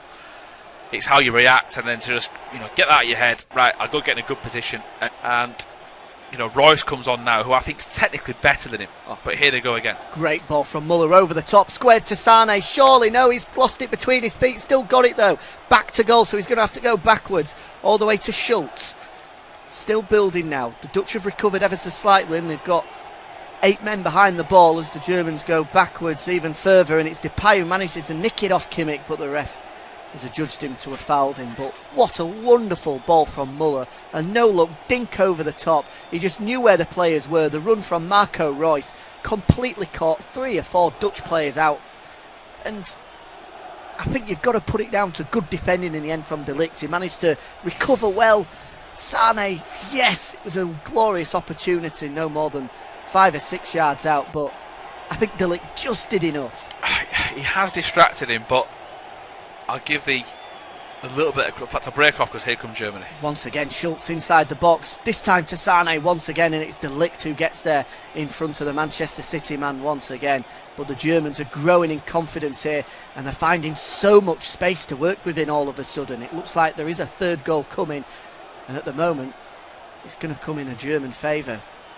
Going back to that, if that's a proper centre forward, it's 3-0. That's why if City started Mahrez, Sterling and Sane, they still wouldn't be as good as they are, because they've got Aguero to, if push comes to shove and you have to score a tap in, you have to score a scrappy, horrible goal, Sergio Aguero will score it. Sane is very one-footed, and I don't think he was set properly. Perhaps he didn't realise how good a position Royce was in. He just needed a tiny second longer to get himself ready to tap it, and that's where the defending comes in, because that's where De Ligt comes in and says, well, for you to score, you have to be 100% ready for this pass before I'm getting in. Good defending. The ball from Muller, I mean, it's a joke. It really is. The guy is brilliant, and great from Royce as well. And you make a great point, Jack. They look like they want to go for the kill here. Yeah, Muller once again instrumental since he's come on, just sitting in behind both Sane and Royce, who have come ever so slightly more central, and Muller playing in behind him in almost that number 9 role. It's looking pretty good so far, is Thomas Muller. I think he almost was on the back foot, was Leroy Sane, just continuing the conversation on that chance. He was on his heels, and really if he was on his toes, on his front foot, he'd have used his body a little bit better just to get in the way of De Ligt, so he didn't have the chance to come in and get. Yeah, it's just that instinct, body. Isn't it? It's just that instinct of knowing you've got to do that. But because he just thought he was going to glide in. It's fine margins, isn't it? I mean, again, it's just a good chance, and it's not as if it's a glorious has to be scored because the defending comes across. But it's just Aguero would have done just that. Aguero would have thrown his body in front, then moved his feet, and then tapped it in, all before Silerson would have even got there. But he's still had a great game, Sane. De Jong, and just Marseille turned his way past 3, and they've won a free kick. But if it stays 2-0, it's a really strange. It's just a weird game. It could have been 3-2, 3-1. The Dutch have been in good areas and just not used them. I think that Cruyff turn then was actually coming from the centre half, Matthias de Ligt, and it was as well. Wonderful bit of skill, and you can see why. Look at that, and on Tony Kroos of all people, and then the drag back to get it away from the attention of Schultz. You can see why he's generating a bit of interest. That's why he's so good. That's why the press see. I mean, I don't get to see too much of him unless he's in Europe. I don't watch too much Dutch footy, but yeah, he's got everything: pace, height, pretty much like Van Dijk, to be honest. Looks a player and a half, and he's won inside a free kick as well. Crossing opportunity, Depay will take it. Germany holding a very high line though. It's going to have to be a good ball from Depay, or you could look at it, there's plenty of room for the Dutch to run into. Van Dijk's gone forward, as has De Ligt as well. 15 minutes to go in this one. A goal here would make it interesting. Chipped in from Depay, headed clear by the first man. And now can the Germans break on the counter? No, they can't. It's mopped up by Daley Blind, who left-footed will drill it back in towards goal. Headed clear by Antonio Rudiger, and then mopped up by Kroos. First time ball from Muller, intercepted by the Dutch, and now here come Netherlands down the right-hand side with Quincy Promes. Dances past one. Can he get himself into the box? Muller does well to get back, but it fortunately falls at Tete. His ball across box, but there's not a Dutch player inside. There's only one orange cert in there. And that's frustrating for the Dutch and for Ronald Koeman when they're chasing the game. to only have one man in the box. It was a good ball from Tete as well. Anybody breaking from midfield would have had a glorious chance from no more than 10 yards out, but they're all static on the edge of the box. Yeah, just maybe stage of the game now where mentally tired, players just kicking in. It's not, they're not looking where they're running, and as you said, that static is the word really. Should have been a bit more dynamic and a bit more open. And as Neuer goes long with the clearance, it's just been solid as a rock really from Germany. They've done their job. They know what they've done throughout the game. They've seen this through, and it's a great response from their recent results. As I think if they get a third, it would cap off at what has been a very, very good performance. Sloppy pass from Toni Kroos though, which is a sentence isn't normally uttered, and Holland have a chance to break with Memphis Depay's jogged past Kimmich. Is still going, is Depay, and the strike comes in and it forces Manuel Neuer to stab a foot at it at his near post to go clear and out for a corner. Well, that's brilliant from Depay, picking the ball up and just running at people at will and dancing his way past Süle, and then Hummels gets the strike away, and it forces a good save from Neuer, one you'd expect him to make, but pure class from Depay. Yeah, I think he might have been caught down the inside of his leg as it hits it. Struggling to put weight on it, yeah. I think he's going to try and walk it off. Great footwork. We'll have a bit of a chat about Depay in a second, but let chat bring you the corner. Yeah, good work from Depay, still struggling, but he's in the box as the corner comes in. Outswinger, header comes in from De Ligt, but it's straight into the hands of Manuel Neuer. Didn't test him at all. Virgil van Dijk having a bit of a query, possibly shirt tug, but nothing being made of it. Into the closing stages of the game of the Nations League in Germany, and it is still Germany 2, Netherlands 0. And chances though, Marco Reus has come on. He replaced Werner after Werner missed that last chance I brought you.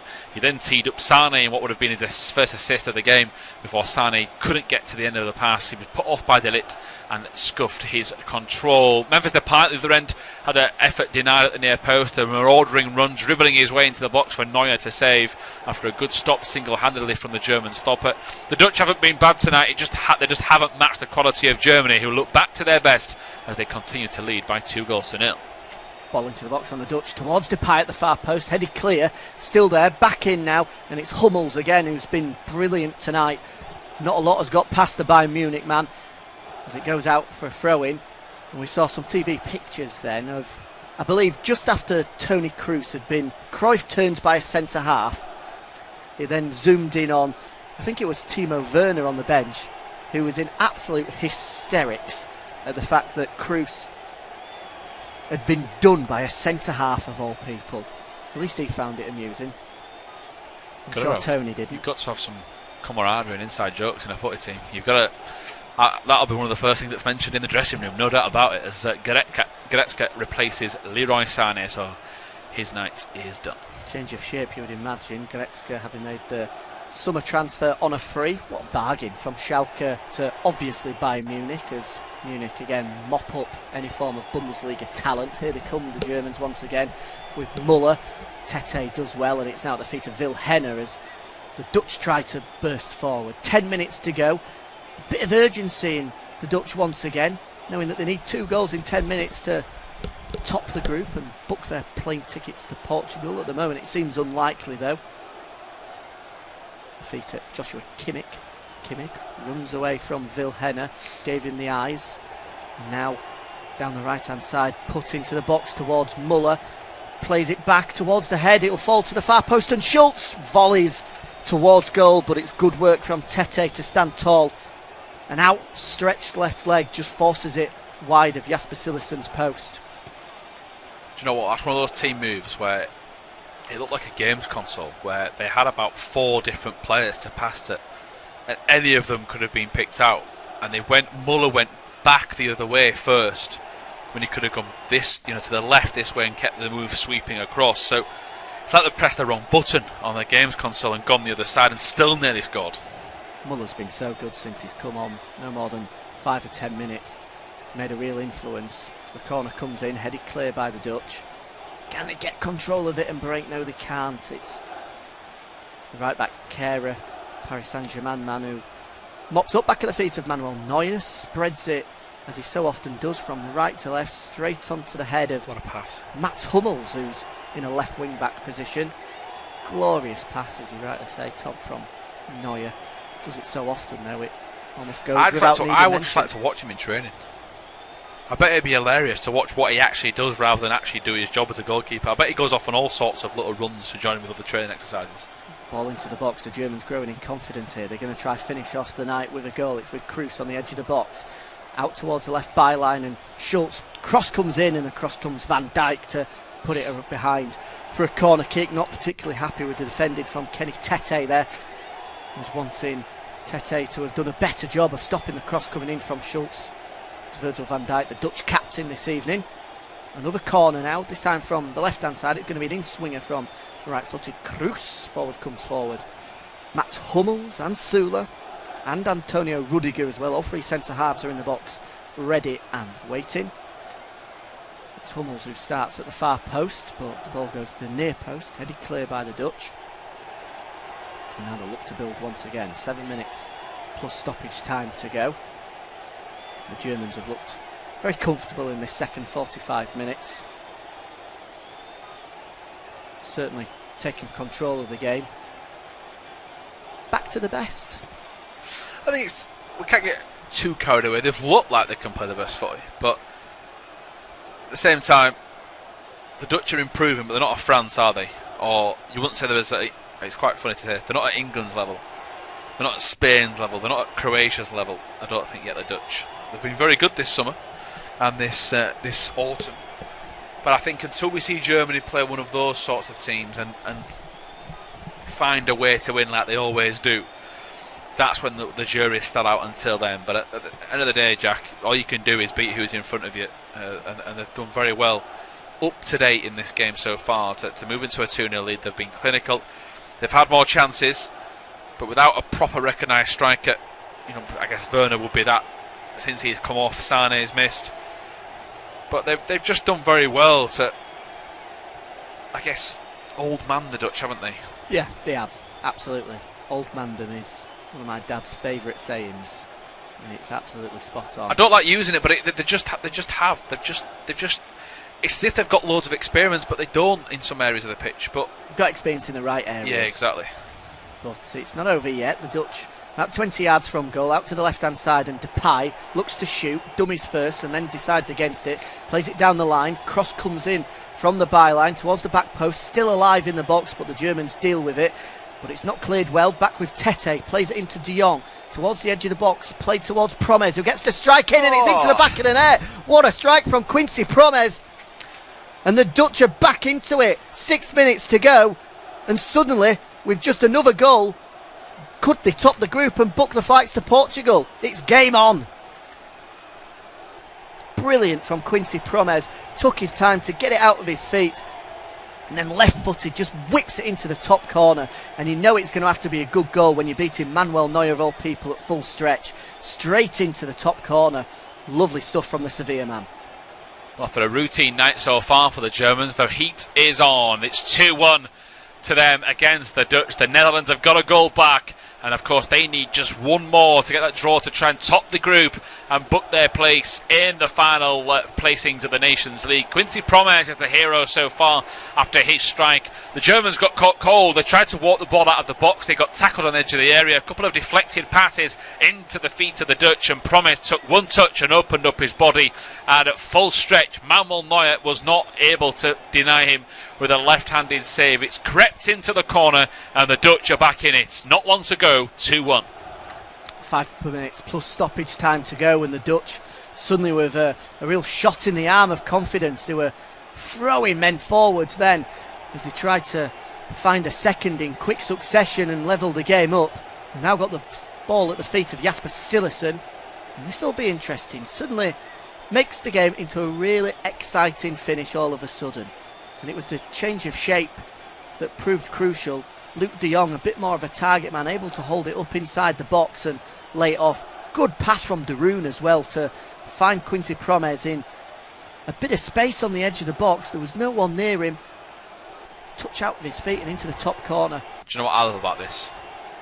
Virgil van Dijk's playing up front. He is. Yes. let's go.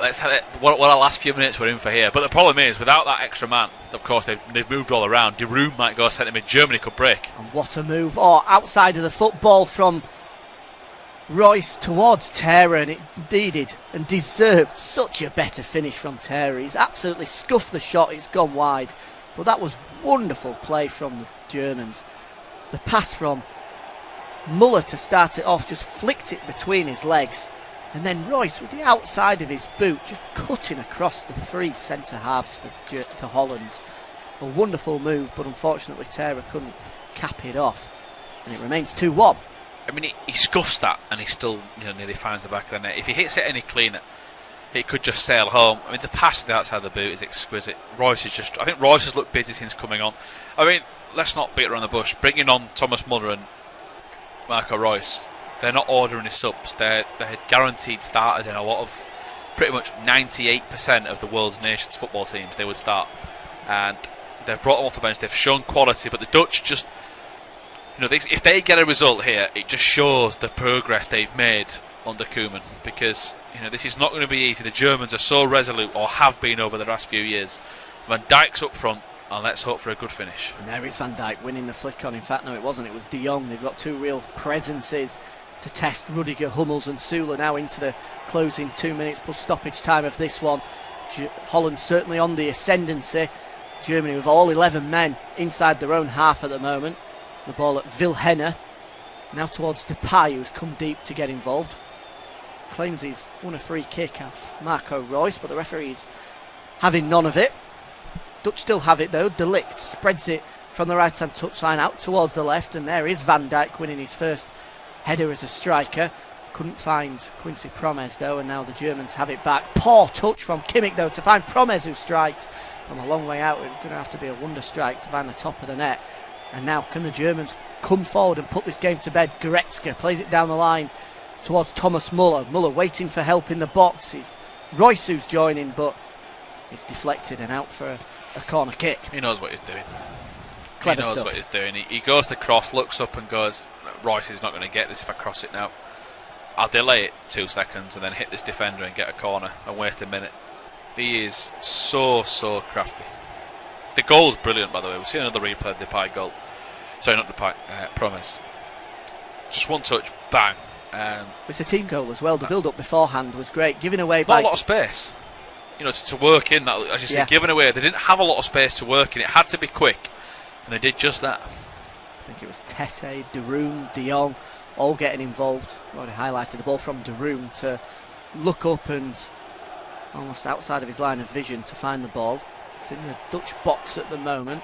And Muller tries to control it with his chest and then volley it towards goal, but De Ligt offering far too much company and pressure to stop that one, as Van Dijk does his job up front, wins the header, and now the Dutch can get control of the ball inside German territory. It's with Daley Blind out towards the left hand side and Promes. One-on-one with Terry here, but he's going to cross it early towards the head of Van Dijk. He'll win it, flick on. Can a Dutchman get on the end of it? No, they can't. Can they win the second ball? Yes, they can. Vilhena. He's got Kroos there with him, switched it onto his left foot, puts it into the box, towards the back post and in, and it's Virgil van Dijk. He's been put up front from centre half, and in the 90th minute, Holland have found an equaliser. Virgil van Dijk with a wonderful finish, that of a centre forward, never mind a centre half. Brilliant from the Dutch captain. And suddenly the game has been turned on its head. Delirious scenes for the Orange Army who've travelled to Germany, because it's 2-2 and Holland are making their way through to the UEFA Nations League's finals. What a finish in Germany. Cruising and destined to get back to winning ways, and within 5 minutes it's Germany 2, the Netherlands 2, and Virgil van Dijk is the man that should take all the plaudits. Manuel Neuer has his head in his hands. It's anger, it's disbelief, and it's despair again for the Germans. A cross comes in, it's flicked into the path of the Liverpool centre half, and it's his second goal in 4 matches. He's gone up front for a spell to just cause confusion. He's only gone and got the goal that within 4 minutes of stoppage time could put Netherlands through to the Nations League qualifying knockout stages. What a finish. It's 2 apiece. And we see the updated table with Holland on top. Do you know what? Yep. Could this be the end of what? Can they? Sure. What result's going to sack? I mean, I've said, I like it. Keep him. He's done well. But when are they going to say, well, actually, this is not working? It's 2-0 up at home, and well, do you know what? I think he could go after this. If you're going to make a change, now's the time to do it before the European qualifying campaign. And I don't think any of us think that Germany won't qualify for the Euros, but you'd rather make a change now, allow the new man to bed himself in as they lead towards 2020. As we see pictures of the Dutch fans, the Orange Army, every single one of them with arms above the head, jumping up and down. What joy for them. And as it is, the Orange Army will be travelling to Portugal next summer. 2-2 with 2 minutes of stoppage time remaining. We're into 4 minutes. 2 minutes of it has already been played. What a turnaround for the Dutch. And Germany were in such control of the game as well. Opportunities to make it 3 in the second half. Well, that one goal out of the blue from Promes. Van Dijk going up top, causing all sorts of issues for Hummels and Süle and Rudiger. They just couldn't deal with him. But the finish in the end, not from his head, but volleyed, right-footed. What a finish. Do you know what the best bit about it, I like about it, is that it's not the cleanest cross to him. It either takes a slight flick or people get in his way, and he has to watch that all the way. He's a centre-half, for Christ's sake. He's a centre-half. I know how good he is. We all know how good Virgil van Dijk is. When people mention the asking price, people laughed at Liverpool and said, what are you doing paying that for Virgil van Dijk? They've been silenced. What a day for Dutch football. I mean, the crowd went by me. Royal Koeman went by me. It's not often you see him go as animated as he did. They've got a minute to hold on. German football at the minute is in crisis. Their favourite team, obviously the Dortmund fans and the Leverkusen fans and the Schalke fans will moan, but their top team are 7 points behind, at least in the Bundesliga, potentially sacking their manager. And the national team, after this, might decide, well, you've been relegated from the Nations League and you've thrown a 2-goal lead away at home. Pressure-wise, how does it get any higher? I don't think it does. I mean, he's won a World Cup, so I've got to say he gets a little bit of leeway.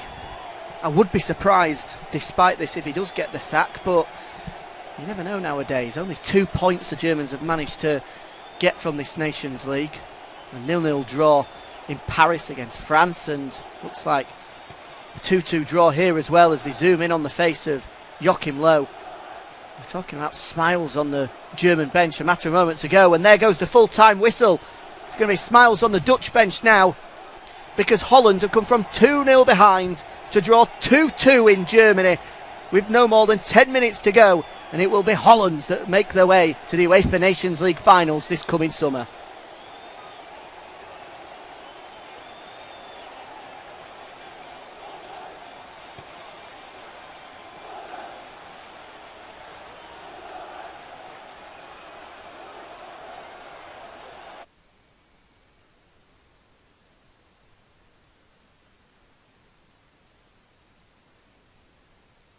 Our next football commentary match is getting ever nearer, so why not take the opportunity of having a bet on the match? Whether you're interested in betting on the match result, the first player to score, the last scorer, correct score, double result, total goals market, handicap betting, or any other of our exciting market, it's fun to be involved.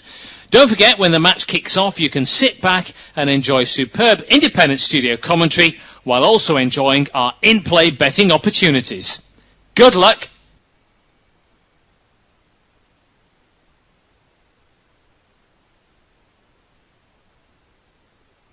Our next football commentary match is getting ever nearer, so why not take the opportunity of having a bet on the match? Whether you're interested in betting on the match result, the first player to score, the last scorer, correct score, double result, total goals market, handicap betting, or any other of our exciting market, it's fun to be involved. Don't forget, when the match kicks off, you can sit back and enjoy superb independent studio commentary while also enjoying our in-play betting opportunities. Good luck!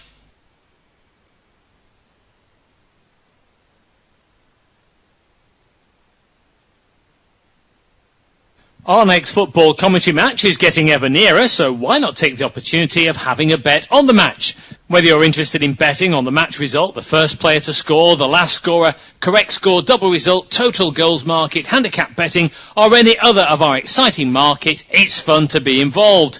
Don't forget, when the match kicks off, you can sit back and enjoy superb independent studio commentary while also enjoying our in-play betting opportunities. Good luck.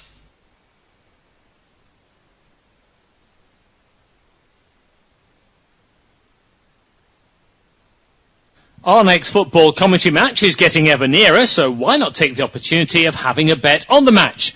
Whether you're interested in betting on the match result, the first player to score, the last scorer, correct score, double result, total goals market, handicap betting, or any other of our exciting market, it's fun to be involved. Don't forget, when the match kicks off, you can sit back and enjoy superb independent studio commentary while also enjoying our in-play betting opportunities. Good luck.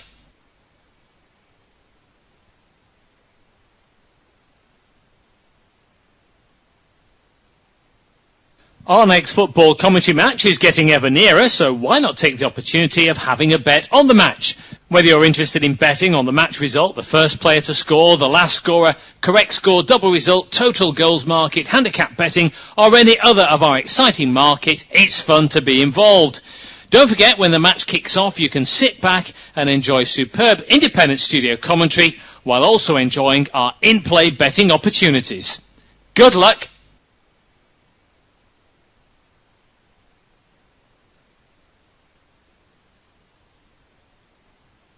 Our next football commentary match is getting ever nearer, so why not take the opportunity of having a bet on the match? Whether you're interested in betting on the match result, the first player to score, the last scorer, correct score, double result, total goals market, handicap betting, or any other of our exciting market, it's fun to be involved. Don't forget, when the match kicks off, you can sit back and enjoy superb independent studio commentary while also enjoying our in-play betting opportunities. Good luck.